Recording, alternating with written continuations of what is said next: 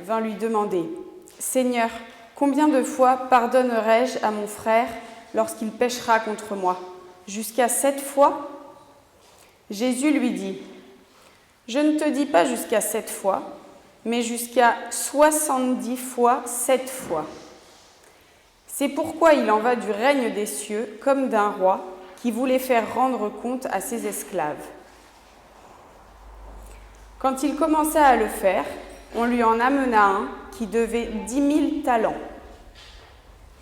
Comme il n'avait pas de quoi payer, son maître ordonna qu'on le vende, lui, sa femme, ses enfants et tout ce qu'il avait, afin de payer sa dette.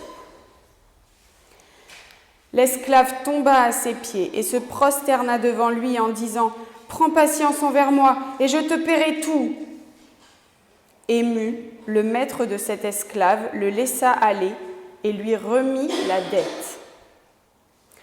En sortant, cet esclave trouva un de ses compagnons d'esclavage qui lui devait 100 deniers.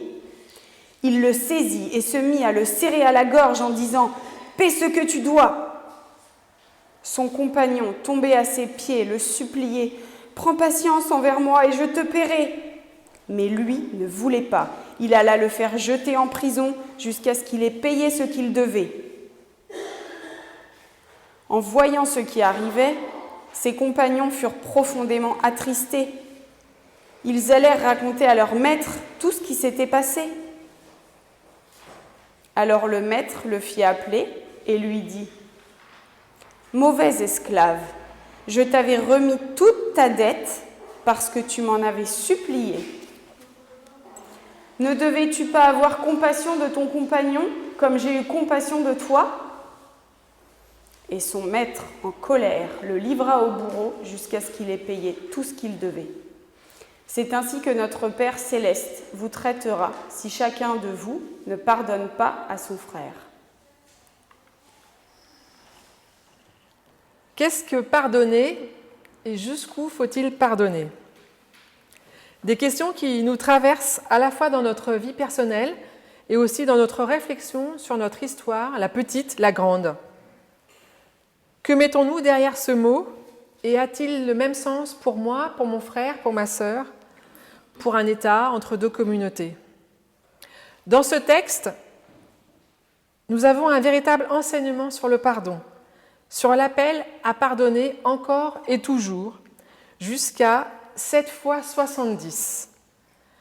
Alors, 7 déjà représente une totalité. Alors, 7 fois 70, ça représente vraiment une porte sur un éternel recommencement. Remettre sans cesse le métier à l'ouvrage. Et c'est un enseignement difficile à entendre. Pierre lui-même, prenant Jésus au mot, lui dit « Mais je pense que déjà 7 fois, ce serait déjà beaucoup. » Mais nous voyons qu'il n'en est rien, puisque Jésus, la radicalité et l'exigence de son enseignement, c'est celle du pardon illimité. C'est un enseignement absolu, mais en même temps pratique, puisqu'il nous donne, dans un exemple, comment faire. Et c'est peut-être pour ça que cela peut nous pardonner. Ça peut nous aider. C'est un lapsus, pardonner, sur la difficulté de pardonner. Je pense que là, on est vraiment au cœur de la prédication. Donc, difficulté de pardonner, comme je disais, et pourtant, c'est à ce à quoi nous sommes appelés. Et c'est aussi un texte singulier, paradoxal sur le pardon, puisqu'à la fin, on voit quand même que la personne qui ne pardonne pas, elle termine au fer. Donc tout d'abord, avant de commencer, je voudrais m'arrêter sur 3 points relatifs au pardon. Je pense que c'est toujours quelque chose de personnel. On ne pardonne pas dans le vide ou de manière vague. On pardonne ou on essaye de pardonner parce qu'on a été blessé, touché, meurtri dans son être, dans son corps, dans notre esprit.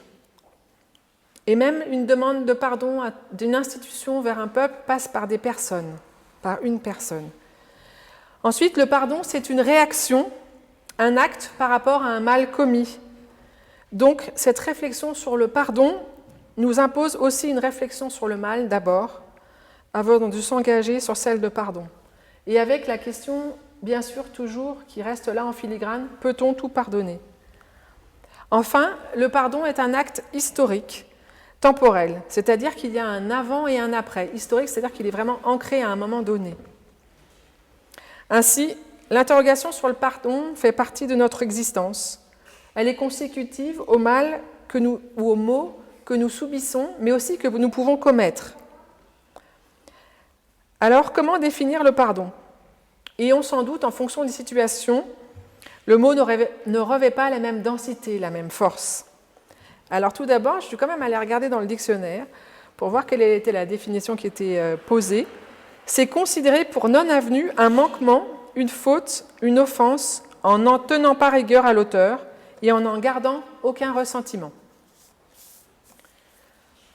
Puis dans la Bible, alors à la fois au niveau de l'Ancien Testament et du Nouveau Testament, l'étymologie du mot vient de la remise de dette, et c'est ce qu'on voit également dans la parabole qui est donnée. Mais dans l'Évangile, il y a une précision qui nous avait été donnée la semaine dernière dans l'Évangile de Matthieu. C'est le pouvoir, la capacité de lier et délier sur terre qui sera aussi délié au ciel. C'est aussi le pardon qui donne vie, redonne la vie. Par exemple, va et désormais ne pêche plus.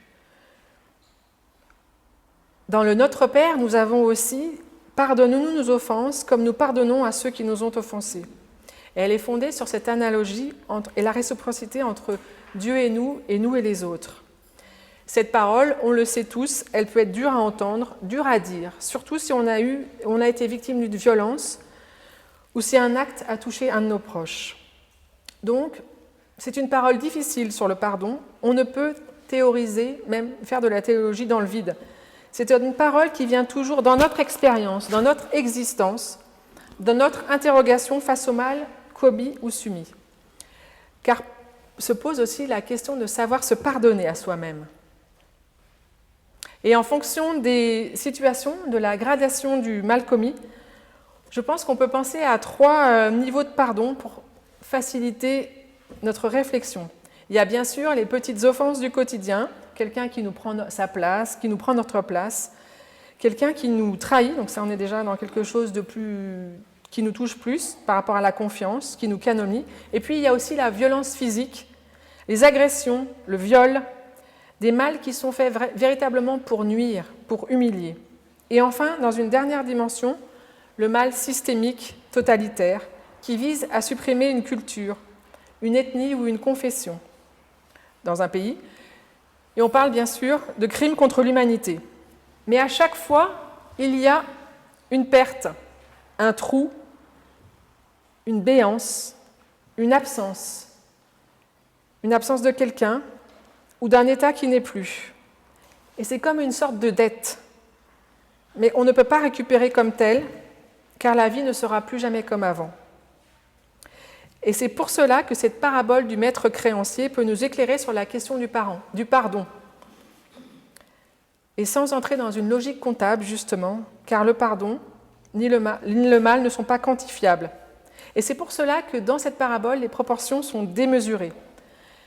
Ainsi, le maître veut faire ses comptes et on lui amène un serviteur qui doit 10 000 talents.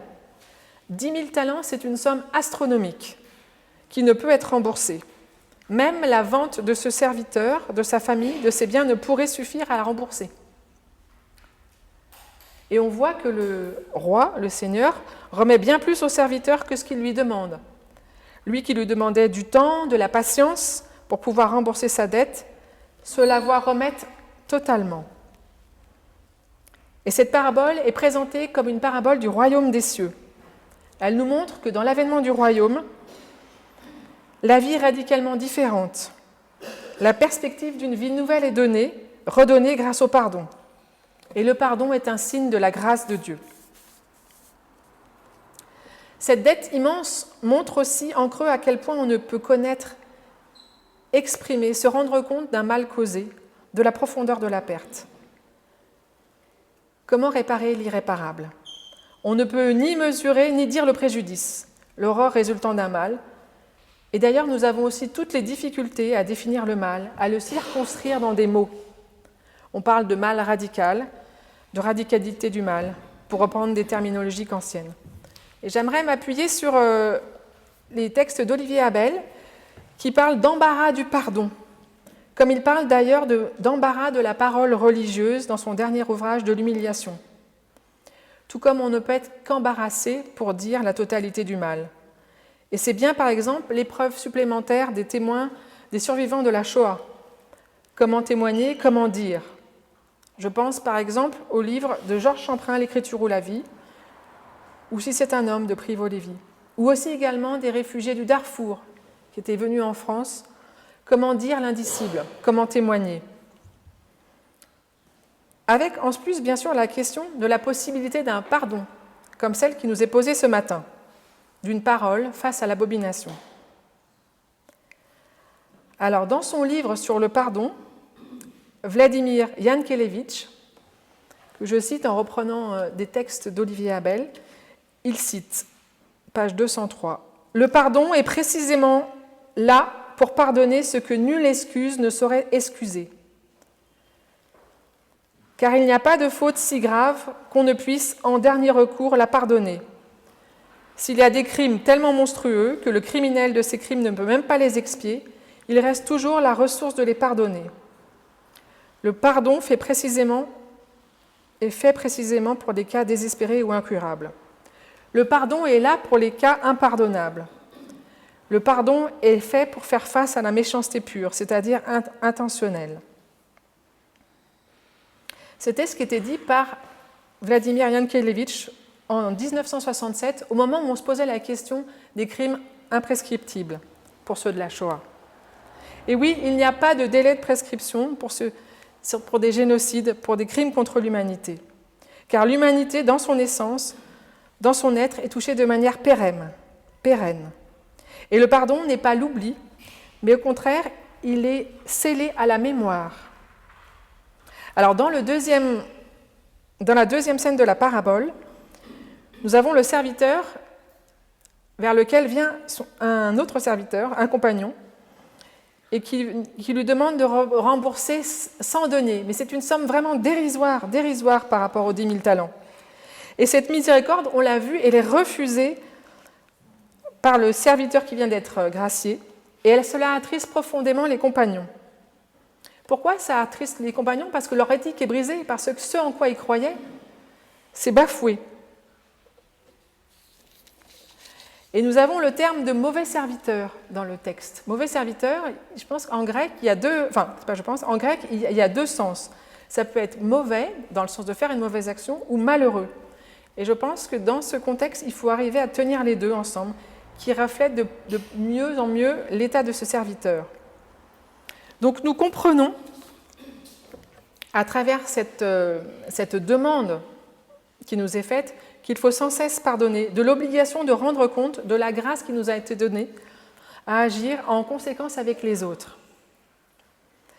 On peut se poser la question à la fin de la condamnation du serviteur qui a été gracié et qui ne veut pas remettre ses 100 deniers. Comment l'entendre? Comment l'entendre aujourd'hui? Je pense que pour nous aujourd'hui, ce qui peut nous faire tenir, nous faire marcher, c'est de se dire que si on reste tout le temps dans la vengeance, dans la colère, que parfois nous n'arrivons pas à dépasser parce que c'est trop dur, c'est quand même aussi un enfer intérieur auquel nous nous condamnons en restant noués, liés au passé. Et que cette invitation à pardonner de manière illimitée, elle est aussi une possibilité, mais difficile, certes, vraiment difficile, de nous libérer de ce qui nous enferme en tant que victime du mal qu'on a subi. Et cette possibilité de sortir de l'état de victime face à quelqu'un qui nous a agressé ou qui nous a porté atteinte est une manière de sortir de cette relation bourreau-victime, offenseur-offensé, et de ne plus souffrir continuellement de ce qui nous a été fait dans le passé. Et en ce sens, le pardon est un geste, une parole historique, c'est-à-dire qu'elle marque un temps dans notre vie où il y a un avant et un après, une vie changée, un changement de perspective. Ne pas pardonner signifie ainsi rester dans le passé et être torturé intérieurement par ce désir. Ainsi, on pourrait dire que peut-être le pardon, le chemin du pardon, parce que je pense qu'il faut vraiment être très précautionneux et très prudent par rapport à cette difficulté de pardonner, quels que soient les actes, n'est pas une obligation morale ni religieuse, mais peut-être une condition de survie existentielle et une condition de survie pour notre terre, un chemin de paix pour tous, mais sans oublier, toujours en faisant mémoire de ce qui a été fait, pour que cela ne se reproduise pas ailleurs ni autrement. Ainsi, pardonner de manière radicale, de manière inconditionnelle, est une exigence, c'est le signe du pardon de Dieu qui nous est donné.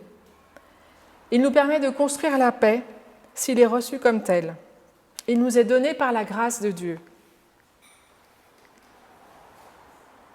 Et si l'on regarde Pierre, qui interroge Jésus dans ce texte, on peut se dire que lui aussi, il a reçu une grâce infinie après avoir renié 3 fois Jésus. C'est à lui qu'on a demandé de construire l'Église. C'est à lui qu'on a fait conscience pour construire l'Église qui est la nôtre. Pierre, le socle, le rocher de l'Église, ne pourra, avec ce pardon de Dieu, ne regarder chacun d'en haut. Il se souviendra, comme nous sommes appelés, que nous avons été pardonnés. Alors oui, nous avons jusqu'à 7 fois 70 à essayer de pardonner de manière illimitée. Nous sommes appelés à pardonner.